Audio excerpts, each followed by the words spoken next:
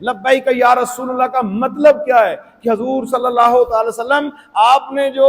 احکامات اللہ کی طرف سے ہمیں پہنچائے ہیں اور ہمیں آرڈر کیا ہے، حکم کیا ہے، ہم ان کو ماننے کے لیے، ان پہ عمل کرنے کے لیے حاضر ہیں۔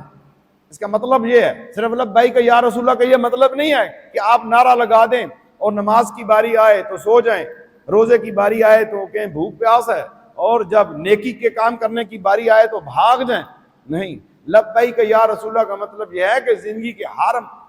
ہر زمانے میں، آپ کی لائف کے ہر موسم میں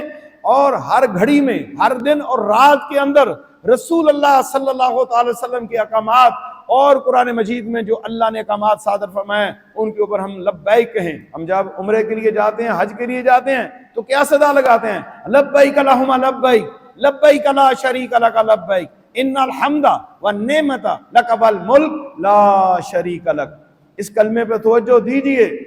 کہ اس لبیک کا مقصد یہ ہے کہ پوری زندگی کے لیے بندہ حاضر رہے اللہ کے احکامات کے لیے، اور رسول اللہ صلی اللہ علیہ وسلم کی سنت پہ چلنے کے لیے پوری زندگی کے لیے اپنے آپ کو حاضر رکھے کہ میں آپ کے ہر حکم پہ حاضر ہوں یا رسول اللہ، میں آپ کی بات کو ماننے کے لیے تیار ہوں۔ تو میرے عزیزو، قرآن و سنت ہی ہمارے لیے نجات کا راستہ ہے۔